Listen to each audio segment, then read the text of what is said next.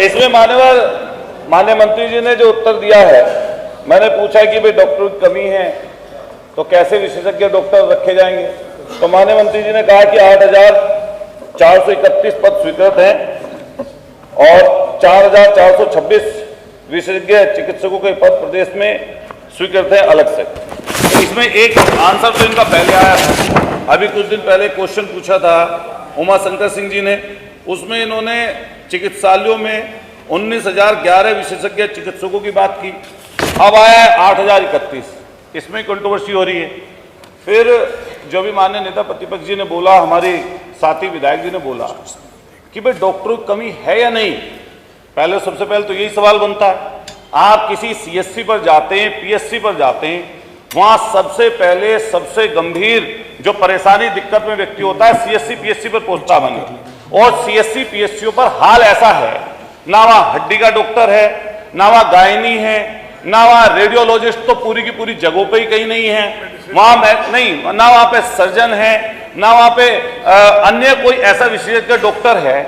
हम माननीय मंत्री से पूछना चाह रहे हैं कि आपके मेडिकल कॉलेज और सीएससी पीएससी सहित जिला जो अस्पताल हैं उनमें आपके टोटल पद कितने स्वीकृत हैं विशेषज्ञ डॉक्टरों के, और उनके सापेक्ष पिछले सालों में आपने कितनी भर्तियां की हैं और कितने पद आपके सृजित किए गए। मैं एक और सवाल करूंगा, 2 सवाल पूछूंगा, उसके बाद मैं अनुपूरक की बात रखेंगे कि सरकार ने पिछले 23-24 में 400 पद निकाले विशेषज्ञ डॉक्टरों के, एक बार विज्ञापन निकला, दूसरी बार 500 से ज्यादा डॉक्टर्स का निकला। इसमें कितने डॉक्टर्स विशेषज्ञ आप लोगों ने भर्ती किए या कितना को चयन आप लोगों ने किया, ये माननीय मंत्री जी बता दें। दूसरे नंबर पर जो विशेषज्ञ डॉक्टर हैं, एक आपका चयन होता है उत्तर प्रदेश लोक सेवा आयोग से, जो लोक सेवा उत्तर प्रदेश आयोग प्रयागराज है, एक तो उससे चयनित करते हैं आप, उनकी तनख्वाह रखते हैं 60 से 70 हजार। NHRM जो है उससे आप लेते हैं, उससे आपने यहीं पर सदन में खड़े होकर कहा कि हम 5 लाख तक देना चाहते हैं। एक खबर छपी कि भर्ती 70 रेडियोलॉजिस्ट की भर्ती आपने निकाली, आपका डॉक्टर एक भी नहीं आया। ये मुझे आप बता दें, जब 7.5 साल की आपकी सरकार बीत चुकी, 10 साल केंद्र की सरकार को हो गए, और आप ये रोना रोज रोते रहो कि हमारे डॉक्टर आए नहीं, हमने ऐसी भर्ती निकाल दी, हमने वैसी भर्ती निकाल दी, हम ऐसे कह रहे हैं, हम 5 लाख की तनख्वाह देने के लिए कह रहे हैं। मैं मेरठ के बता रहा हूं, मेरठ मान्यवर, आप एक जिले का नहीं बताओ, प्रश्न बताओ। हाँ, स्पेसिफिक सवाल पूछ रहा हूं मान्यवर, मेरठ की व्यवस्था के बारे में पूछना चाह रहा हूं।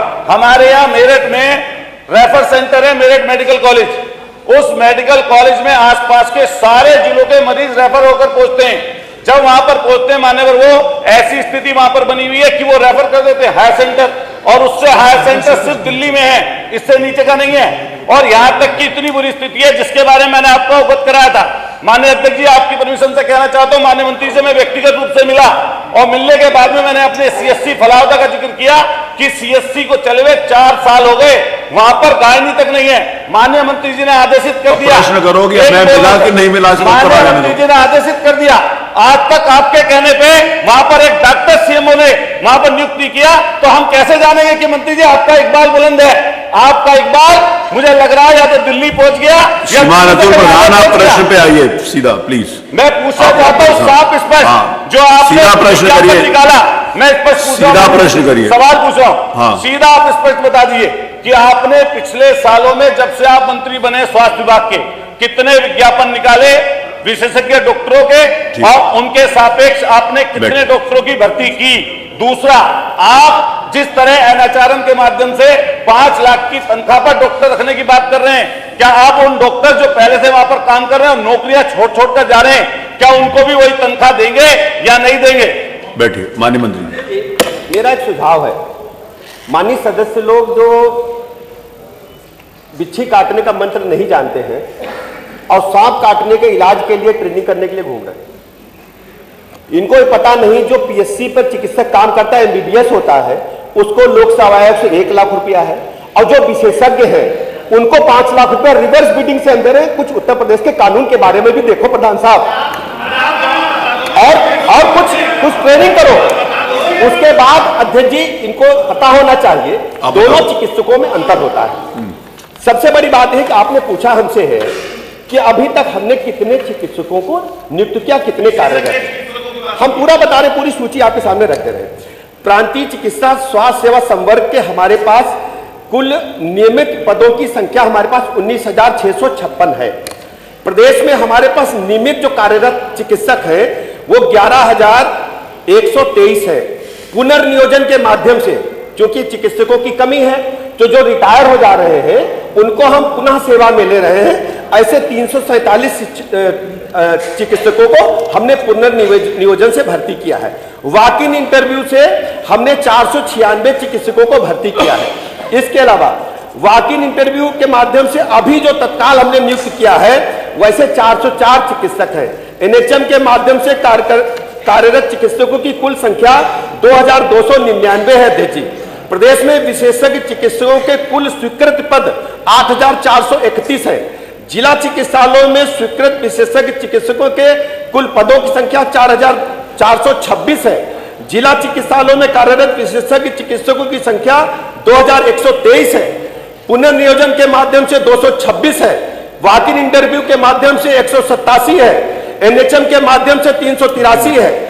इस प्रकार कुल विशेषज्ञ चिकित्सक हमारे पास 2,919 है। इसके अतिरिक्त विशेषज्ञता से जो जनपद स्तर पर जो मानक है, हर हमारे पास जो प्रसूति रोग सहायक अध्यक्ष जी 1167 है।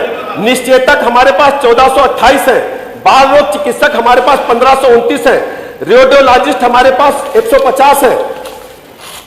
पैथोलॉजिस्ट 175 है। जर्नल सर्जन 1,427 है। जर्नल फिजिशियन 1,387 है। नेत्र रोग विशेषज्ञ 175 है। हड्डी रोग विशेषज्ञ जिला चिकित्सालयों में 244 है। कान नाक गला विशेषज्ञ 175 है। त्वचा रोग विशेषज्ञ जिला स्तरीय अस्पतालों में टेली रेडियोलॉजी है तो 145 है। मनोरोग विशेषज्ञ में ये बताइए अब आपको क्या दिक्कत है? 129 है। माइक्रोबायोलॉजिस्ट 75 है। फोरेंसिक जो पोस्टमार्टम के लिए है 150 है। पब्लिक हेल्थ स्पेशलिस्ट 75 है। इस प्रकार हम कह सकते हैं। नहीं, यही जवाब है। इसमें देखिए, माननीय उप मुख्यमंत्री जी, और देते एक सेकंड, आप बैठिए, एक सेकंड बैठिए, मेरा निवेदन है, एक सेकंड, एक मिनट। माननीय अतुल प्रधान जी, जो आपने पूछा वही उन्होंने बताया। एक सेकंड, मैं आपका प्रश्न पढ़ रहा हूं। आपका प्रश्न ये है कि डॉक्टर जिला मुख्यालय की स्थिति में कितने कितने डॉक्टर हैं और कितने, आपने जो पूछा वही है बता रहे हैं। आपने यही पूछा प्रश्न में कि कितने, नहीं अनुपूरक, ये जो डॉक्टर अनुपूरक में भी आपने यही पूछा है कि कितने डॉक्टर्स हैं और कितने डॉक्टर्स नहीं हैं। आपने यही पूछा है, वो बता दिया ना उन्होंने। से आपने कितने विज्ञापन निकाले विशेषज्ञ डॉक्टर? अभी उसकी सूचना तो नहीं है, सूचना तो बता रहे जो आपने पूछा वो बता रहे ना।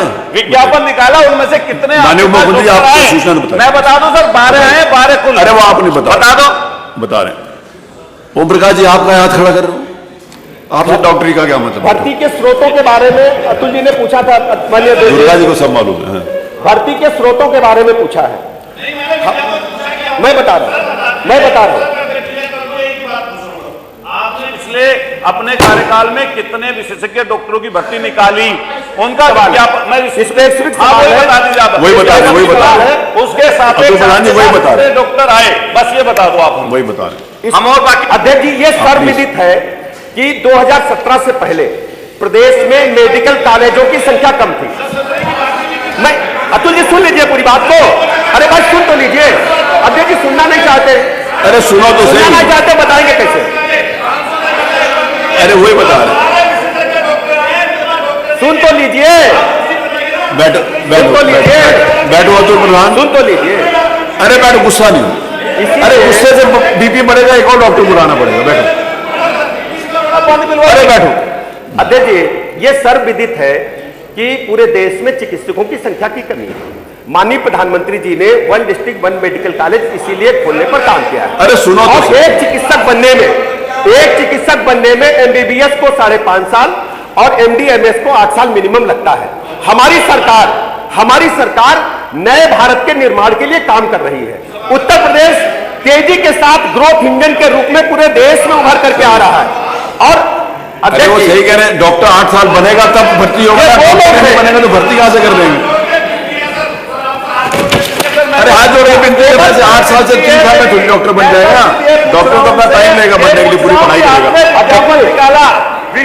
डॉक्टरों के कितने विज्ञापन निकाले जब से आप मंत्री हैं? इन्हीं चुनौतियों से जूझने के लिए विज्ञापन निकला, बता रहे, अरे वही बता रहे बस। इन्हीं चुनौतियों से जूझने के लिए हाँ सुनो, रिवर्स बिडिंग पहली बार उत्तर प्रदेश में पूरे देश में शुरू हुई। उसमें ये सारा जवाब आ गया। वॉक इन इंटरव्यू के माध्यम से हमने भर्ती किया। अरे जब उन्होंने पूरा ओपन कर दिया है कि जितने मर्जी डॉक्टर आए तो उसमें सीधी भर्ती हो रही है। देखिए अब देखिए मेरी बात L2 लेवल पर जवाब आया तो आपकी भर्ती कर रहे हैं हम लोग।